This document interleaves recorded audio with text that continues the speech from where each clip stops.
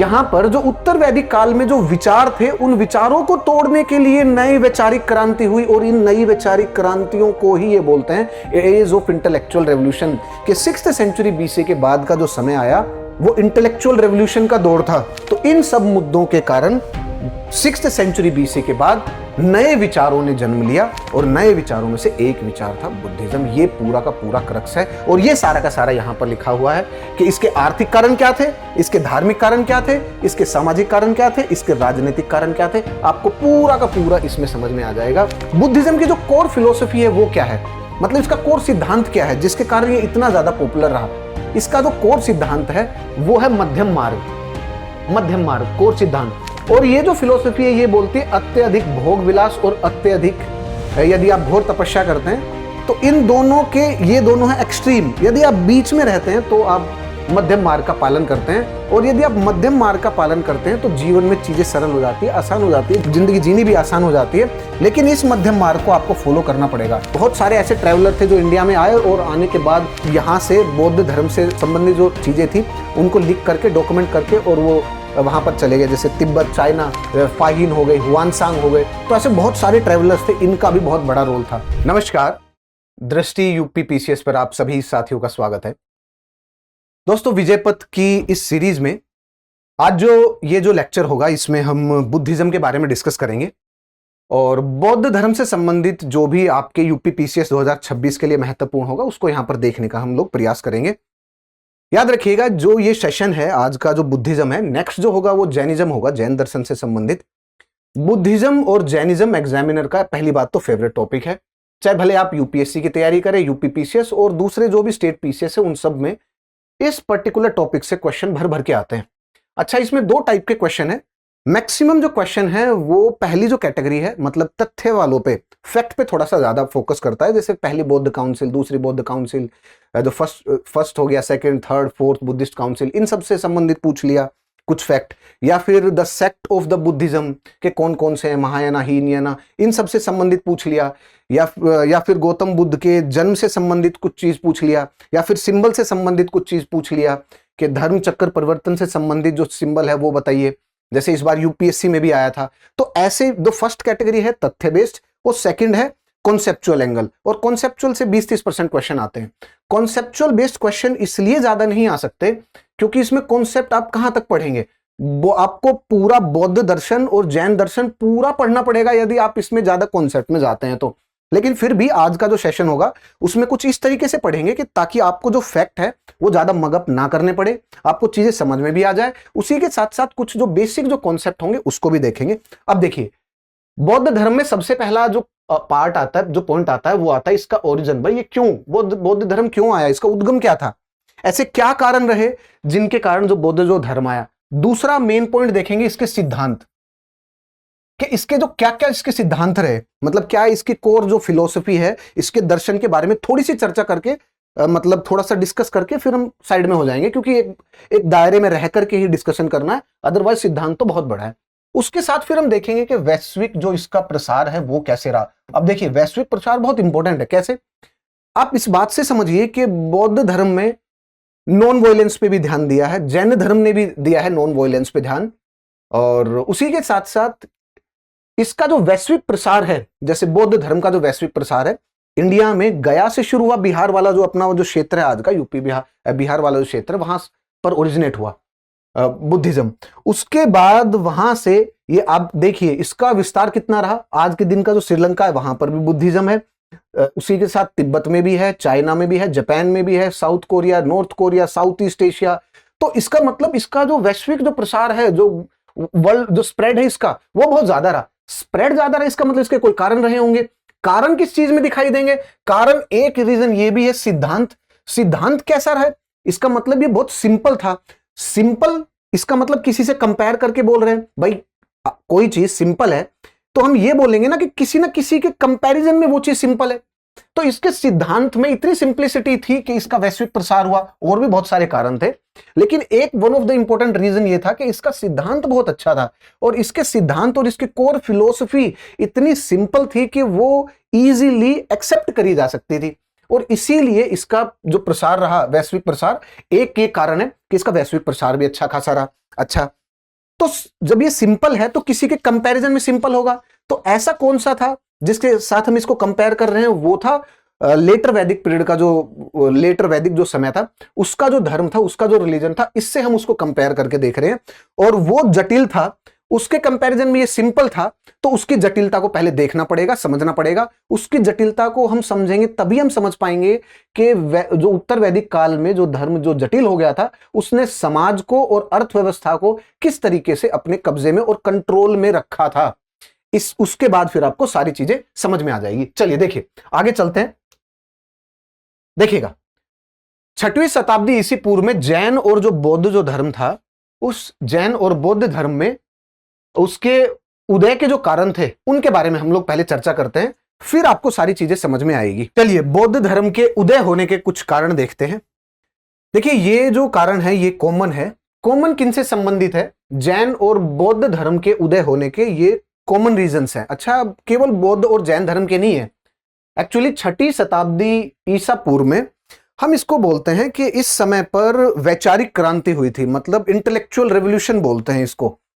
और ऐसा क्यों हुआ? ऐसा इसलिए हुआ क्योंकि जो उत्तर वैदिक काल का जो समय था, उस समय जो सिस्टम जो बना हुआ था, जो सामाजिक जो सिस्टम था, मतलब सोशल सिस्टम, उसने समाज में रहने वाले जितने भी जो लोग थे उनके ऊपर अपना कंट्रोल, आधिपत्य स्थापित कर लिया था। जो वर्ण सिस्टम था उसके खिलाफ ही आवाज उठने लगी थी, उसके खिलाफ लोगों में बड़ी परेशानी थी। तो ये एक कारण था। उसी के साथ साथ जो वर्ण सिस्टम था उसने समाज के साथ साथ अर्थव्यवस्था को भी इस तरीके से जकड़ लिया था कि अर्थव्यवस्था, समाज और पूरा सोसाइटी मिलकर के आगे भविष्य में बढ़ ही नहीं पा रहे थे, बेटर और ब्राइटर फ्यूचर भविष्य को देख ही नहीं पा रहे थे।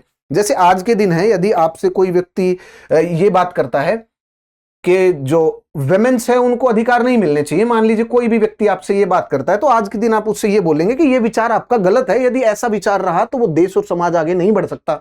यदि आप औरतों को पढ़ाएंगे नहीं, यदि आप औरतों को वर्कफोर्स में, महिलाओं को वर्कफोर्स में नहीं लेकर के आएंगे, तो आप बताइए 50% पॉपुलेशन है, नियरली अप्रोक्सीमेटली 50% पॉपुलेशन को आपने घर पर बैठा दिया, नियरली 50% पॉपुलेशन को आप अनपढ़ बनाने की बात कर रहे हैं।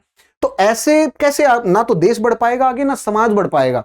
तो इसीलिए ये एक बहुत बड़ा पैमाना है। अच्छा, लेकिन यदि आपके पहले परिवर्तन लाना है तो पहले विचारों में परिवर्तन लाना पड़ेगा ना। आपके जो ओल्ड ऑर्थोडॉक्स है किसी के भी, वो तोड़ने पड़ेंगे।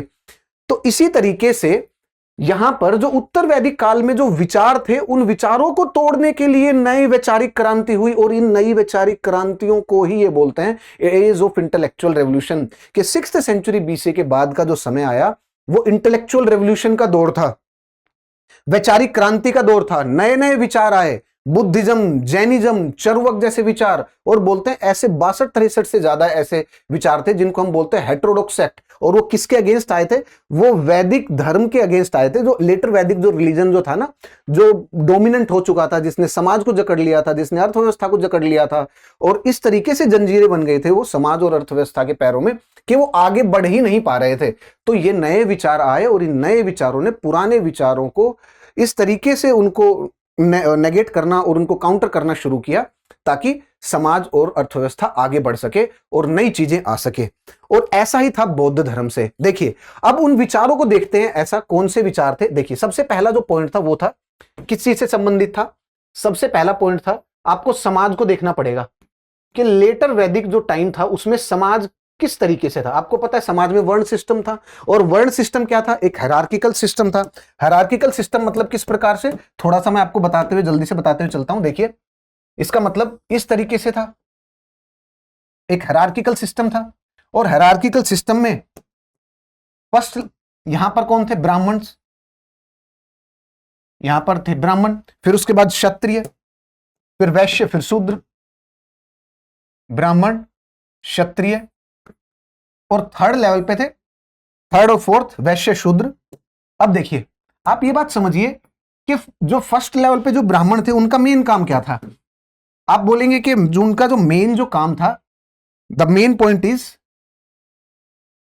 कि ये धार्मिक अनुष्ठान में, जो धार्मिक अनुष्ठान है वो इनका मेन काम था। उसी के साथ साथ इनका मेन काम क्या था? कि ठीक है, आप बोलेंगे कि पढ़ाई लिखाई का, और द मेन इज कि वो सारे जो वैदिक जो लिटरेचर उनको जानते थे, और संस्कृत पढ़ना, ये इसका मतलब सबसे जो डोमिनेंट क्लास जो थी वो ब्राह्मण क्लास थी, उसके बाद थी क्षत्रिय क्लास और उसके बाद थी वैश्य और शूद्र। अब सोचिए थर्ड लेवल पे कौन थे? थर्ड लेवल पे यहां पर वो लोग थे, उनका मेन काम क्या था? फार्मर्स, खेतीबाड़ी करना, खेतीबाड़ी करना। ये कौन थे? फार्मर्स। और क्या थे ये लोग? व्यापारी थे, फार्मर्स थे। दूसरा व्यापारी, ट्रेड, व्यापार भी करते थे, ट्रेडर्स भी थे। और क्या थे? ट्रेडर्स भी थे। इसका मतलब यदि व्यापारी को ज्यादा पैसे कमाने के बाद भी यदि सोशल मोबिलिटी ना मिले तो फिर क्या हो? सोशल मोबिलिटी मतलब हर कोई चाहेगा ना कि उसका इस हायरार्की में उसका जो पद है वो ऊपर की तरफ जाए, लेकिन इस हायरार्की में पद ऊपर जाएगा ही नहीं, भले आप कितने भी पैसे कमा लो। आप एक किसान है, आप बड़े किसान बन गए तो आप कितनी भी ज्यादा खेती कर लो, कितना भी उत्पाद कर लो, लेकिन आप इस वाले हायरार्की में ऊपर की तरफ आपकी मोबिलिटी है ही नहीं। आज के दिन हम लोग क्यों काम करते हैं? हम लोग क्यों कमा रहे हैं? हम लोग क्यों डीएम एसडीएम बनना चाह रहे हैं? एक रीजन ये भी है ना कि हमारी सोशल मोबिलिटी, ठीक है आज के दिन कास्ट बेस नहीं है लेकिन क्लास बेस तो है ना। क्लास बेस, आप ऊंची सोसाइटी में आप सोच रहे हैं कि बड़ी सोसाइटी में बड़े लोगों से मेरी लिंकेजेस बनेंगे, ठीक है आप मदद करेंगे, मुझे पता है आप देश सेवा करेंगे, समाज सेवा करेंगे, लेकिन एक मन में तो कारण सोशल मोबिलिटी भी होगा। लेकिन क्या कि अगर कोई भी ऐसा ना हो कि सोशल मोबिलिटी आपकी होगी ही नहीं, तो क्या आप मोटिवेट होंगे? आप बोलेंगे नहीं, वो कोई फायदा ही नहीं कुछ भी करने का। तो आप देखिए इसका मतलब क्या हो गया कि फार्मर जो खेतीबाड़ी करते हैं, व्यापारी जो पैसा कमाते हैं, व्यापार करते हैं, उनके पास मोटिवेशन है ही नहीं, लेकिन वो आगे बढ़ना चाह रहे हैं। क्यों? क्योंकि लेटर वैदिक टाइम में जो छोटे छोटे गांव थे, वैदिक और लेटर वैदिक टाइम में गांव, उनकी जनसंख्या बढ़ी, उनकी पॉपुलेशन बढ़ी।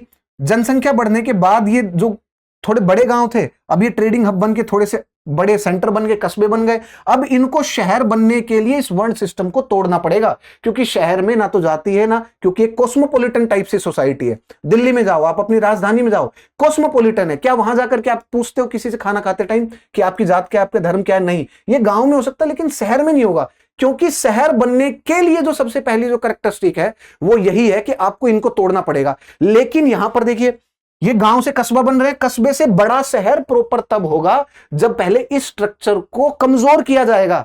लेकिन जो ब्राह्मणिकल रिलीजन है, जो ब्राह्मणिकल अभी जो सोसाइटी जो बन चुकी है उत्तर वैदिक काल में, ये जो वर्ण सिस्टम है इसने समाज को पकड़ के रखा था।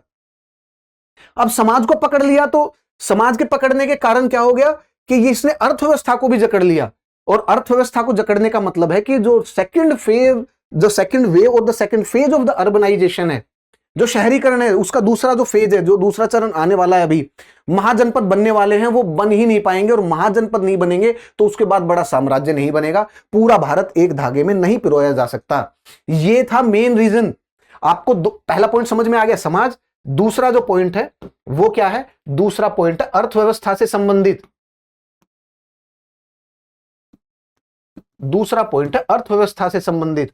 और यही एक रीजन है आज के दिन भी। देखिए यहां पर, यहां के जो ये जो थर्ड लेवल पे हैं, अच्छा क्षत्रिय को भी ऊपर की तरफ मोबिलिटी करनी है, मतलब ऊपर की तरफ जाना। इसीलिए बुद्धिज्म में आने के बाद इस पूरे जो वर्ण सिस्टम है इसको खारिज करना शुरू किया।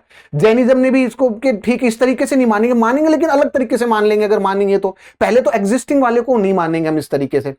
उसका मेन कारण ही यही था। और बुद्धिज्म ने क्षत्रियों को जो प्रोमिनेंट, वो क्षत्रियों को एक विशेष स्थान दिया। क्यों? क्योंकि क्षत्रियों को भी इस मोबिलिटी में ऊपर की तरफ जाना था। और इसीलिए यही सबसे बड़ा रीजन है कि बहुत सारे जो राजा थे उन्होंने बौद्ध धर्म को अपनाया, क्योंकि यदि वो क्षत्रिय क्लास से थे और वो बौद्ध धर्म को अपना रहे थे तो बौद्ध धर्म ये बोल रहा था कि आप ब्राह्मण से नीचे नहीं हो। और सेम इज द केस कि यहां जो थर्ड लेवल पे थे, जो बौद्ध और जैन धर्म को अपना रहा था, वो सोशल मोबिलिटी में ऊपर जा सकते थे, क्योंकि आप इसको खारिज कर रहे हो। ये एक रीजन था। अच्छा यही एक है कि आज के दिन भी देखिए जो जैन जो समुदाय है वो लगभग 50-60 लाख है पूरे विश्व की यदि बात करें, लेकिन भारत में भी one of the richest community है, सबसे ज्यादा पढ़ी लिखी है, ब्यूरोक्रेसी में भी सबसे ज्यादा है। क्यों? क्योंकि उनके जो विचार हैं, उन विचारों के कारण उनका इस तरीके से वो है, अपब्रिंगिंग इस तरीके से है। फिलोसफी, डेमोक्रेटिक फिलोसफी पे विश्वास करते हैं, अनेकांतवाद की रियलिटी बहुत सारी हो सकती है। मान के मत चलो आप भी सारी चीजों में सही हो, ऐसे मत मानो, बहुत सारी हो सकती हैं। आप जिस चीज को सही मान के चल रहे हो सकता है कि वो सही ना हो, तो बहुत सारी रियलिटी हो सकती है। आपको इसलिए नहीं पता क्योंकि आपकी लिमिटेशंस हैं। आप जिसके थ्रू नॉलेज ग्रहण कर रहे हैं, जिसके थ्रू आप देख करके, सुन करके, और उसके बाद फिर आपके पास जो इंफॉर्मेशन जाएगी उसका इंटरप्रिटेशन करने के बाद आप बोलते हो ये ऐसा है। लेकिन क्या कि वो आपको, जैसे मान लीजिए आप बिल्कुल नॉर्मल है, उसके बाद मान लीजिए आपने एक एक्स कुछ महसूस किया, फिर कुछ एक्स आपके पास इनपुट आए बाहर से, वहीं आपने यदि किसी ने मदिरा पान किया है या किसी कोई ड्रग्स के नशे में है, तो उस टाइम पे जो उसके सेंसेस जो इनपुट देंगे वो अलग हो सकता है, उसी चीज को दूसरा बोल दे वो। तो आपके जो सेंसेस हैं दे आर लिमिटेड, इसीलिए आपको जो पूरी जो नॉलेज है किसी भी चीज की वो नहीं हो सकती। इसलिए रियलिटी बहुत अलग अलग तरीके से हो सकती है, भिन्न भिन्न तरीके से। इसको बोलते हैं अनेकांतवाद फिलोसफी, जैनिज्म ने इस तरीके से अपनाई। सो मेन जो पॉइंट है डिस्कशन का वो ये है कि क्योंकि दो समाज और अर्थव्यवस्था दोनों आगे बढ़ नहीं पा रहे थे, और समाज के पैरों में जंजीरों की तरह और अर्थव्यवस्था के पैरों में जंजीरों की तरह वो विचार, उत्तर वैदिक काल के ये विचार जो थे वो बैठे हुए थे। उसके बाद अर्थव्यवस्था में भी दो मेन पॉइंट थे।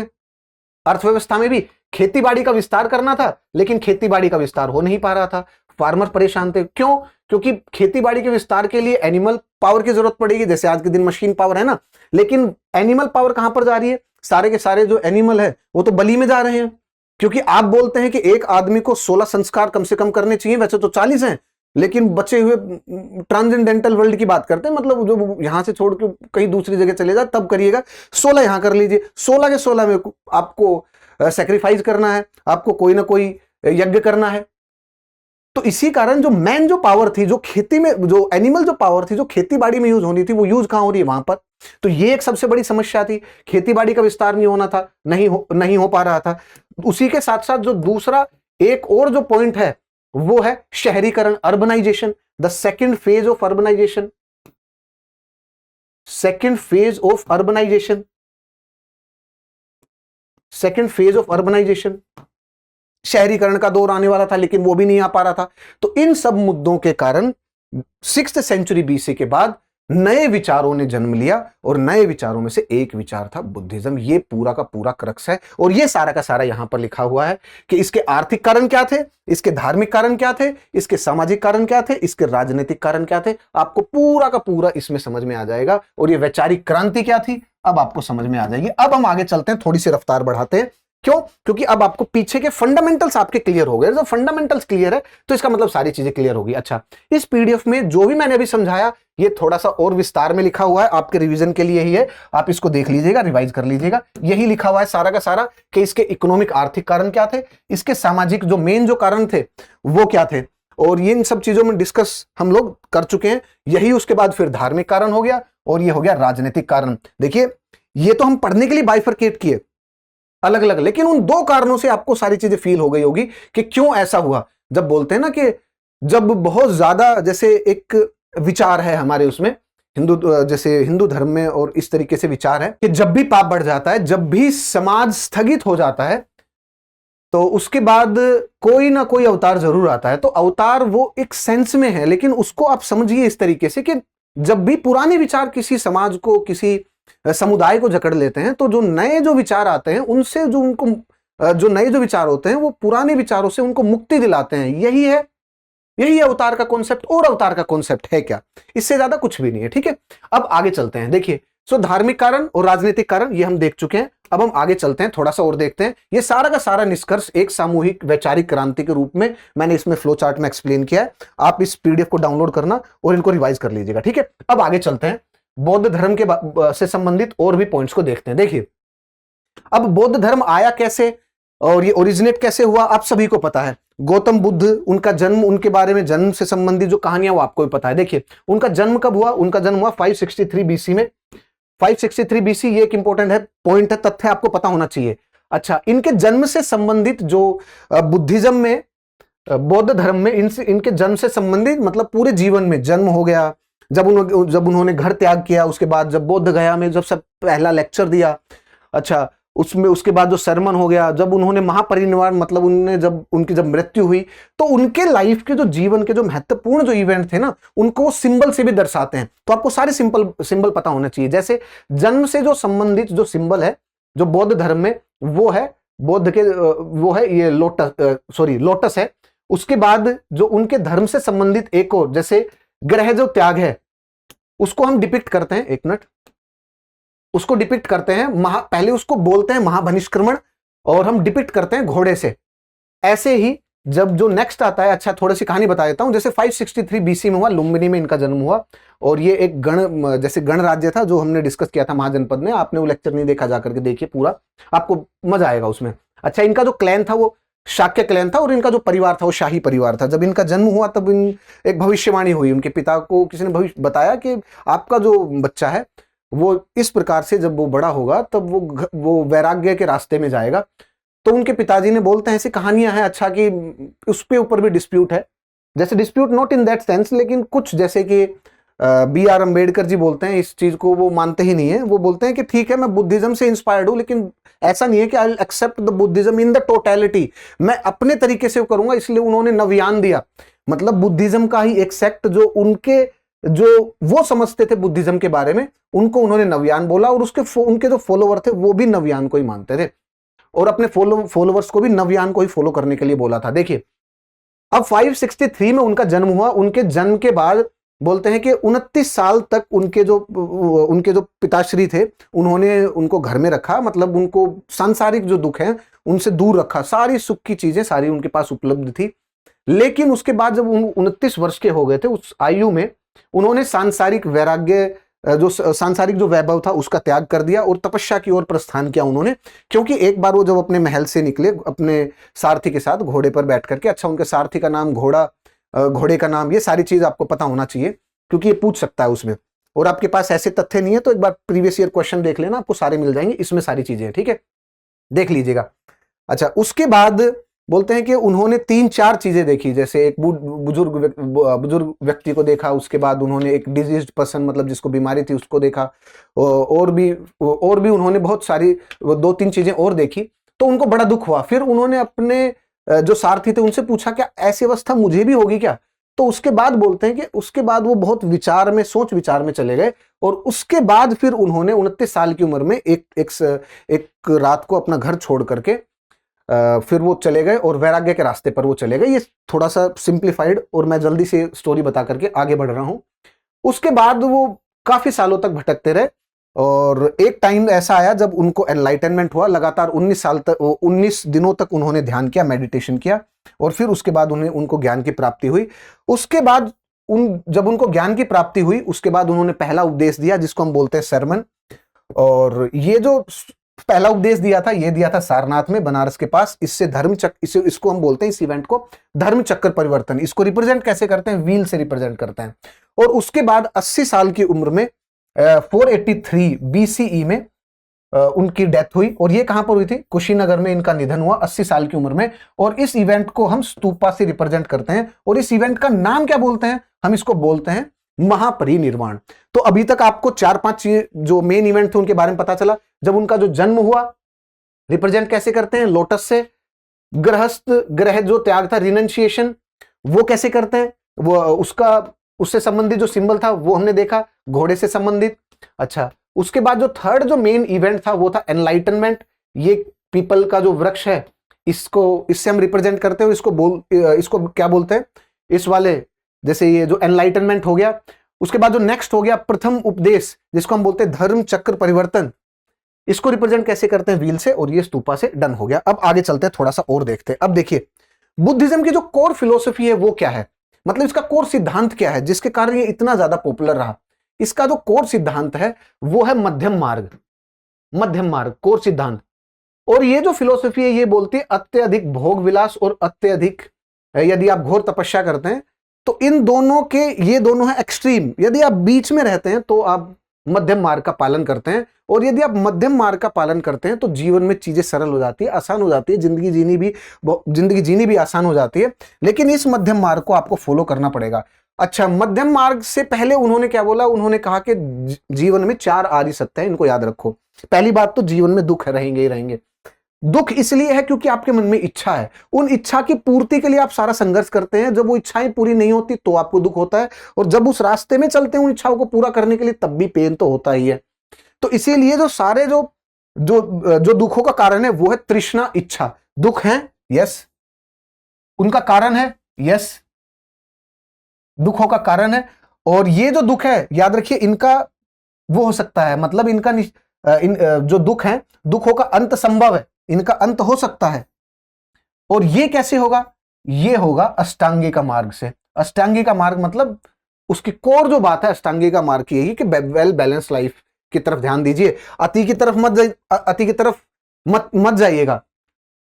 जो अति है उससे संबंधित उन्होंने वो किया कि अति की तरफ यदि आप गए तो अति से क्या होगा कि आपको जो तृष्णा है, इच्छा है, वो आपको जकड़ कर रखेगी। इसलिए अति से दूर रहिए और घोर जो तपस्या है उससे भी दूर रह करके मध्यम मार्ग की तरफ जाएंगे, उसको फॉलो करेंगे तो ज्यादा बेहतर रहेगा। बोलते हैं ना अति सर्वत्र वर्ज्यते। सो उसके बाद आगे चलते हैं अष्टांगिक मार्ग, द 8 फोल्ड पाथ। कि ये 8 फोल्ड पाथ क्या थे? देखिए 8 जो फोल्ड पाथ है वो आपको पता होने चाहिए। सबसे पहला क्या है कि राइट व्यू, आपका सम्यक दृष्टि होना चाहिए, राइट व्यू आपका होना चाहिए, राइट विचार होना चाहिए, आपकी इंटेंशन में पवित्रता होनी चाहिए, सम्यक संकल्प होना चाहिए, राइट इंटेंशन आपकी होनी चाहिए।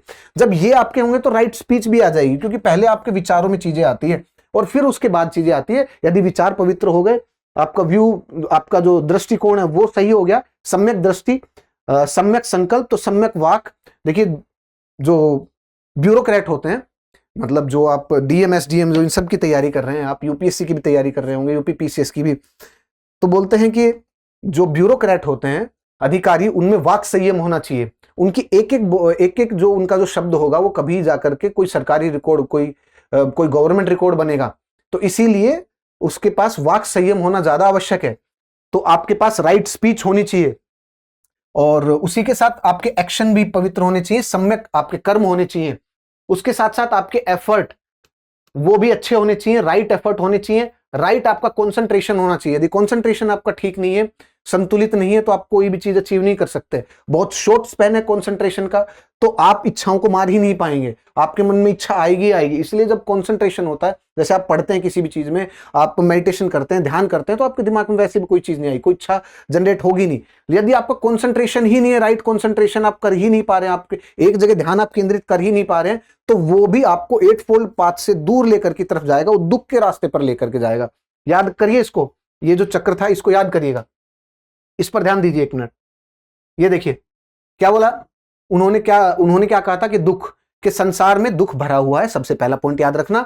दूसरा, दुख का कारण है, और वो कारण क्या है? तृष्णा और इच्छा, और इसका निरोध है, मतलब इसका अंत संभव है, और वो कैसे? अष्टांगिक मार्ग से, 8 फोल्ड जो पाथ है उसके थ्रू। और 8 फोल्ड पाथ में ये सारी की सारी चीजें, राइट कंसंट्रेशन भी उसका पार्ट है, राइट लिवलीहुड, यदि आपकी आजीविका ठीक है तो ये भी आपको एक उसकी तरफ लेकर के जाएगी, शांति की तरफ लेकर के जाएगी। राइट माइंडफुलनेस, कि यदि आपका माइंडफुलनेस ठीक है, मतलब जैसे आप प्रेजेंट मोमेंट में हैं, आपका माइंडफुलनेस अच्छा है, तो उससे भी आपकी जो इच्छा और तृष्णा होगी उनमें कंट्रोल आएगा आपका। यदि आपके पास राइट माइंडफुलनेस है, राइट कंसंट्रेशन है, तो आपकी बहुत सारी चीजें सही हो जाएगी। आज के दिन भी यदि आपके पास कंसंट्रेशन नहीं है, माइंडफुलनेस नहीं है, बोलते हैं ना कि यदि किसी व्यक्ति का जो प्रेजेंस ऑफ माइंड बहुत ज्यादा है तो वो बहुत ज्यादा चीजें जल्दी से सीख पाता है। तो यदि आपके पास माइंडफुलनेस नहीं है, राइट कंसंट्रेशन नहीं है, तो फिर प्रॉब्लम होगी, आपका जो मन है वो भटकावे में ही रहेगा, वो बार बार आपकी बुद्धि को वो देगा, सिग्नल देगा, और आप सिग्नल मतलब कोई ना कोई आपको डिसीजन के लिए, या आपका जो मन है वो आपके जो दिमाग है उसको एक चीज पूरा करने के लिए वो देगा, मतलब ऑर्डर देगा, और फिर आप अपने सारे इंद्रियों के लिए उस ऑर्डर को वो करने के लिए चले जाएंगे कि उस ऑर्डर को पूरा करेंगे, और इच्छा कभी मरेगी नहीं। देखिए पंचशील सिद्धांत, द 5 प्रीसेप्ट्स, ये कौन से हैं? देखिए जो बुद्धिज्म और जैनिज्म है वो हिंसा में इतना विश्वास नहीं रखते। अच्छा, जैनिज्म तो और एक्सट्रीम में, बिल्कुल जैसे उनके जो डेफिनेशन है नॉन वायलेंस की, वो तो और भी, कि यदि आप खेती बाड़ी भी करते हो तो उसमें बहुत सारे जीव जंतु हैं ऐसे होंगे जो उसमें मारे जाएंगे, तो वो इस हद तक नॉन वायलेंस तक, उनका जो नॉन वायलेंस का जो कॉन्सेप्ट है उसका विस्तार है कि वो खेती बाड़ी में भी जो मरने वाले जो छोटे छोटे जीव जंतु कीड़े मकोड़े हैं उनको भी वो बोलते हैं कि यदि आप खेती बाड़ी करते हैं तो भी आप वायलेंस करते हैं। तो उनका जो वायलेंस का जो कॉन्सेप्ट है वो काफी गहरा है, लेकिन बुद्धिज्म का जो कॉन्सेप्ट है उसमें वायलेंस के बारे में नकारा गया है कि वो आपको वायलेंस नहीं करना।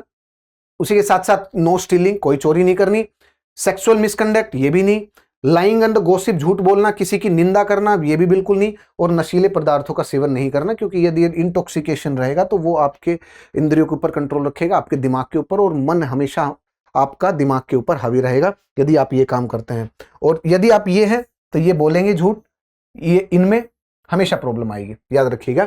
ये थे 5, ठीक है, और इनको बोलते हैं पंचशील सिद्धांत, द फाइव प्रिसेप्ट्स। चलिए आगे चलते हैं और देखते हैं। देखिए अब हम इनके बारे में थोड़ी सी चर्चा करते हैं कि जो बौद्ध जो काउंसिल थी, बुद्धिस्ट काउंसिल, देखिए 4 बुद्धिस्ट काउंसिल ही। अब बुद्धिस्ट काउंसिल का मतलब क्या है, थोड़ा सी इसके बारे में चर्चा करते हैं। देखिए Buddhist council basically first Buddhist council, second, third, fourth, पर ये है क्या, क्यों ऑर्गेनाइज हुई, थोड़ा सा तो बताओ ना। देखिए गौतम बुद्ध जब बुजुर्ग हो गए थे, बुजुर्ग अवस्था में थे, तो उनके जो संघ, क्योंकि उन्होंने संघ की स्थापना की, संघ में बहुत सारे भिक्षु भी थे, मॉन्क्स। अब संघ तो एक रूल एंड रेगुलेशन से चलेगा ना। अब संघ के रूल एंड रेगुलेशन, संघ में रहने वाले जो लोग हैं उनके जो विचार हैं, वो विचार किस तरीके से, क्या गौतम बुद्ध के जो ओरिजिनल विचार हैं उनको मानेंगे, या खुद का कुछ मॉडिफाई कर सकते हैं, नहीं कर सकते हैं, या किस रूल के तहत उनका आचरण होगा, संघ कैसे चलेगा, इन सब चीजों से संबंधित गौतम बुद्ध से जब प्रश्न पूछे गए तब उन्होंने पहली बात तो कोई जवाब नहीं दिया। बहुत बार उनको कंपेल करने के बाद भी जब उनसे पूछा गया कि बताइए इसके बारे में कुछ, कि आपके जाने के बाद हम चीजों को कैसे संभालेंगे, क्या करेंगे, क्या रूल होंगे, किस तरीके से आगे बढ़ा जाएगा, तो उन्होंने कहा कि कुछ नहीं, और उन्होंने एक वाक्य में सारी चीज को समेट दिया। उन्होंने बोला कि ठीक है, अपने आप डिसाइड कर लेना बैठ करके, सर्वसम्मति से डिसीजन लेना, और इससे ज्यादा डेमोक्रेटिक विचार क्या हो सकता है। देखिए उन्होंने कहा कि वो जानते थे कि यदि सारी चीज कोडिफाई कर दी, यदि मैंने खुद से लिख करके चला गया सारे के सारे विचार, तो हो सकता है कि समय के साथ जब परिवर्तन करना होगा तो यही विचार, जैसे ऋग्वैदिक टाइम में लोगों को पकड़ करके जकड़ के रखा है, हो सकता है कि यही लिखित विचार आगे आने वाले समय में जिस टाइम पर इन विचारों में अमेंडमेंट की जरूरत पड़ेगी, बदलाव की जरूरत पड़ेगी, उस टाइम पे बदलाव करना मुश्किल हो जाएगा। तो इसीलिए क्या कहा कि समय के साथ आप लोग खुद से डिसाइड करना। इसीलिए सबसे पहले उनके जाने के बाद हुई एक बौद्ध काउंसिल, और उस बौद्ध काउंसिल में इन सब चीजों से रिलेटेड पहले एक रूल बने कि हम सब बैठ करके सर्वसम्मति से ये रूल बनाते हैं अपने लिए, संघ के लिए, इन सब की विचारधारा के लिए। फिर उसके बाद समय के बाद सेकंड बौद्ध काउंसिल हुई, उसमें भी ऐसे आए। फिर थर्ड बौद्ध काउंसिल, समय के साथ फिर फोर्थ जो बुद्धिस्ट काउंसिल थी, ये थी बुद्धिस्ट काउंसिल। इनके पीछे का जो बैकग्राउंड, हम सीधे सीधे रट्टा मार लेते हैं। देखिए प्रथम कब हुई, 483 में। अब आपको यह पता होनी चाहिए कहां पर हुई थी, राजगृह में, सप्तकेरणी गुफा में। और राजा कौन थे, अजातशत्रु। उसके साथ साथ इसके अध्यक्ष कौन थे, महाकश्यपा। और इसमें क्या हुआ था, इसमें पितकाओं में विभाजन हुआ था। जैसे बहुत सारी वो है, जैसे बौद्ध धर्म के बारे में हमें पता कैसे, बुद्धिस्ट टेक्स्ट से। बुद्धिस्ट टेक्स्ट का मतलब क्या है, जैसे सुत्त पितका में क्या लिखा है, बुद्ध की मुख्य जो शिक्षाएं हैं उनके बारे में लिखा हुआ है। बुद्ध के जो मेन जो 5 निकाय हैं वो सारी की सारी चीजें सुत्त पितका में लिखी हुई है। सबसे पहला क्या हो गया, सुत्त पितका। उसके बाद क्या हो गया, विनय पिटका। अच्छा, एक बार में इनका कंपोजिशन नहीं, मतलब जब गौतम बुद्ध जीवित थे तब तो ये ओरल इनका वो हुआ ट्रांसफर। अच्छा, गौतम बुद्ध के मरने के कुछ बाद तक भी ये ओरली ही ट्रांसफर हुए, एक जनरेशन से दूसरे, मतलब एक से दूसरे में। लेकिन उसके बाद जब बुद्धिस्ट काउंसिल्स हुई तब इनको लिखना शुरू किया। तो सुत्त पिटका में ये सारी चीजें रिटर्न है। विनय पिटका में क्या रिटर्न है, भिक्षु और भिक्षुणी के आचरण क्या होगा, अनुशासन के उनके नियम क्या होंगे, बौद्ध संघ कैसे चलेगा, ये सारी की सारी चीजें लिखी हुई हैं। अभी जो धम्म पिटका है इसमें जो शिक्षाओं का जो दार्शनिक विश्लेषण है, मतलब फिलोसॉफिकल इंटरप्रिटेशन, इन सब चीजों के बारे में लिखा अभी धम्म पिटका। तो इन सब चीजों को देख लीजिएगा। ये हो गया एक और स्टैटिक पार्ट जो आपको पता होनी चाहिए। काउंसिल सारी पता होनी चाहिए, जैसे first Buddhist council, second Buddhist council कहां पर हुई थी, वैशाली में। राजा कौन थे, काल अशोक। हुई कहां पे थी, सबकामी। अब जो अध्यक्ष थे वो थे सबकामी, और हुई कहां थी, वैशाली में। ऐसी थर्ड बुद्धिस्ट काउंसिल कहां हुई थी, पाटलिपुत्र में। सम्राट कौन थे, अशोक। वो अशोका के संरक्षण में था, और अध्यक्ष कौन थे, मोगलीपुत्र तिस्सा। उसी के साथ साथ जो फोर्थ बुद्धिस्ट काउंसिल थी वो 72 एडी में हुई, कुंदलवन में, आपको पता होनी चाहिए, कश्मीर। उसी के साथ साथ राजा कौन थे, कनिष्क, और अध्यक्ष कौन थे, वाशुमित्र। ये सारी की सारी चीजें आपको पता होनी चाहिए। अच्छा, उसी के बाद से आपको यह पता होना चाहिए कि विभाजन के जो बुद्धिज्म था उसमें महायाना और हीनयाना में उसमें विभाजन हुआ। जैसे बहुत सारे सेक्ट बुद्धिज्म में भी आज के दिन हम मुख्यतः बात करते हैं, महायाना हो गया, हीनयाना हो गया, वज्रयान हो गया, थेरावदा हो गया, अच्छा उन्होंने इसको नवयान बोला, क्या जैसे बी आर अम्बेडकर ने नवयान, क्योंकि वो उनको बुद्धिज्म को 20 साल के आसपास उन्होंने अध्ययन किया, और अध्ययन करने के बाद उनको बुद्धिज्म में इंटरेस्ट भी रहा। वो कहते थे कि जो हिंदुइज्म से जो कास्ट सिस्टम है उससे एग्जिट करने के लिए मुझे, कास्ट सिस्टम से एग्जिट करने के लिए मुझे हिंदुइज्म से ही एग्जिट करना पड़ेगा। और उसके बाद जब वो दूसरे धर्म को सर्च कर रहे थे तो उन्होंने बुद्धिज्म को अध्ययन किया। अध्ययन करने के बाद भी एज इट इज उन्होंने बुद्धिज्म को एक्सेप्ट नहीं किया, उसमें भी कुछ बदलाव किए। जैसे कि उनका यह मानना था ही नहीं कि जब उन्होंने अपना घर छोड़ा कि कोई व्यक्ति 29 साल का होने के बाद या 30 साल का होने के बाद उसको पता चले कि कोई व्यक्ति को बीमारी भी हो सकती है, कोई व्यक्ति मर भी सकता है, कोई व्यक्ति बुजुर्ग भी होगा, या किसी की डेड बॉडी ही ना देखी हो। ये जो 4 इंसिडेंट्स थे, ऐसा हो ही नहीं सकता। तो उनके कुछ जो विचारों में जो उनका इंटरप्रिटेशन था बुद्धिज्म का, लेकिन ओवरऑल उनको एज अ बुद्धिज्म पसंद आया, तो उन्होंने नवयान बुद्धिज्म का एक नई शाखा, मतलब एक और सेक्ट, जैसे उनका जो पॉपुलर सेक्ट, उनके पॉपुलर सेक्ट का बोला गया नवयान।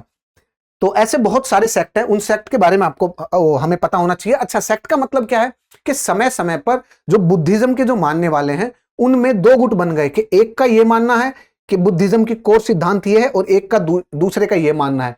फिर जैसे जैसे समय आता है फिर वो उसमें बाइफर्केशन होता है, और ये समय का खेल है। ऐसे हर किसी में भी, आप किसी में भी उठा करके देख लीजिए, आप इस्लाम में उठा कर, क्रिश्चियनिटी में प्रोटेस्टेंट, कैथोलिक, और उसी के साथ साथ आप किसी को भी उठा करके देख लीजिए, हिंदुइज्म किसी को भी देख लीजिए, हमेशा ऐसे ही रहे हैं। क्रिश्चियनिटी में प्रोटेस्टेंट और कैथोलिक क्यों आए? क्योंकि जो पुराने जैसे क्रिश्चियंस हैं वो एक विचारधारा को मान रहे हैं सभी के सभी। अब धीरे धीरे समय के साथ बदलाव चाहिए इसमें। अब समय के साथ बदलाव इतने आसानी से तो आएगा नहीं, तो इसमें 2 ग्रुप बन जाएंगे। एक पुराने वाले को फॉलो करने की कोशिश करेंगे, एक उसमें अमेंडमेंट करके नई चीजों को लेकर के आगे बढ़ना चाहेंगे। तो ये जो 2 ग्रुप बन गए, अब ये 2 सेक्ट बन गए। तो ऐसे धीरे धीरे चीजें आगे बढ़ी, यहां पर भी ऐसे ही आगे बढ़ी। तो बौद्ध धर्म के जो विभिन्न संप्रदाय हैं उनके बारे में देख लेते हैं। एक है महायान, एक है हीनयान, एक है थेरवाद, एक है वज्रयान। महायान में क्या है मेन पॉइंट, कि बौद्ध और बोधिसत्वों की मूर्ति पूजा में विश्वास। मतलब महायान जो थे उन्होंने बाद में गौतम बुद्ध को एक भगवान मान लिया और उनकी पूजा करने लगे। अच्छा, महायान में एक और कॉन्सेप्ट है बोधिसत्व का।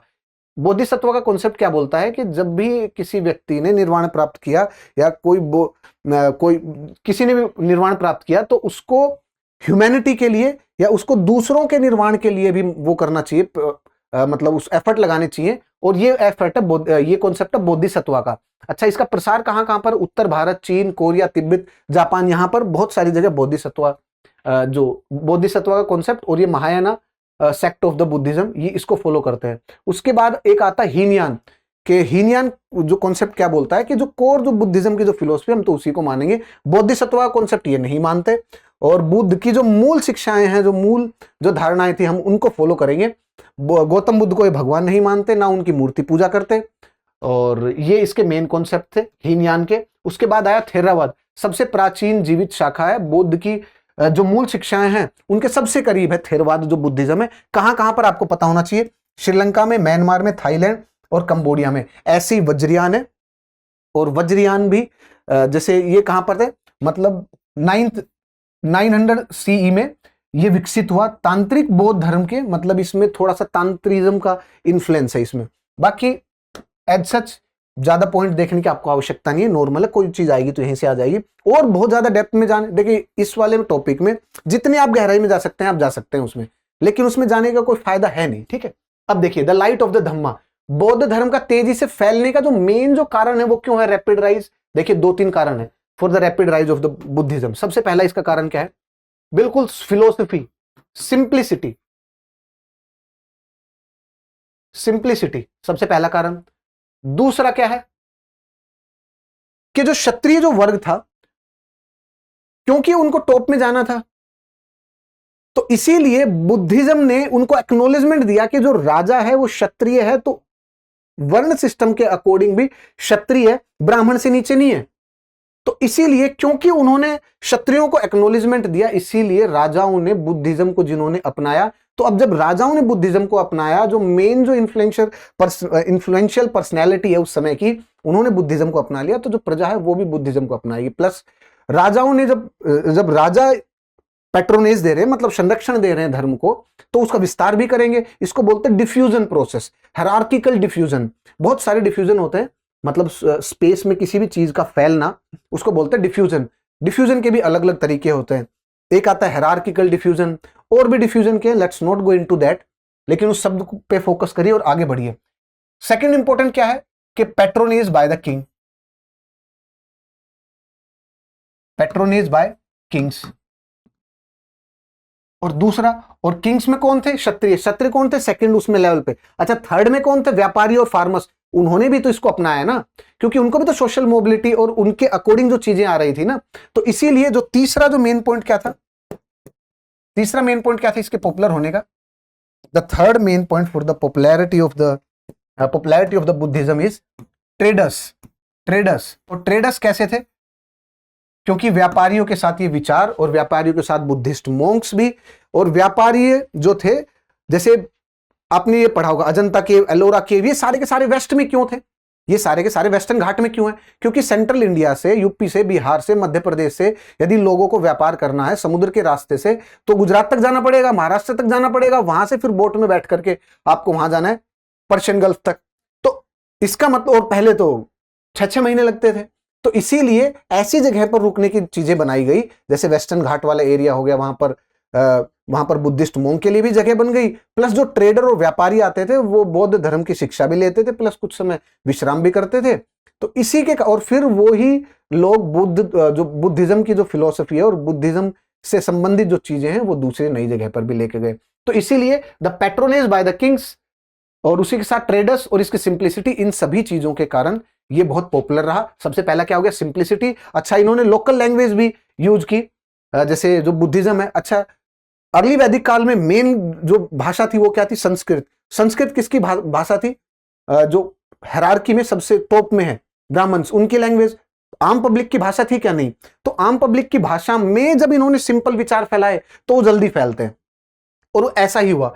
और उसी के साथ साथ जाति व्यवस्था का जो इन्होंने विरोध किया, उसके कारण ये 3-4 मेन पॉइंट थे। अब और चलते हैं, आगे देखते हैं। अब देखिए, इंपैक्ट ऑफ द संघ एंड द बुद्ध, इसमें कुछ नहीं है। संगठित संघ की भूमिका, द रोल ऑफ द संघ, एंड उसी के साथ साथ जो सेकंड यहाँ पर बुद्ध की जो चमत्कारिक जो व्यक्तित्व था ये भी था। इस तरीके से क्यों? क्योंकि इनकी जो पर्सनैलिटी थी वो बहुत चमत्कारिक थी पर्सनैलिटी। और उसी के साथ साथ जो इन्होंने जो संघ की जो परंपरा बनाई थी, उससे जो रिलीजन था वो संगठित हो गया, और ये भी एक मेन पॉइंट था। आगे चलते हैं, थोड़ा सा देखते हैं।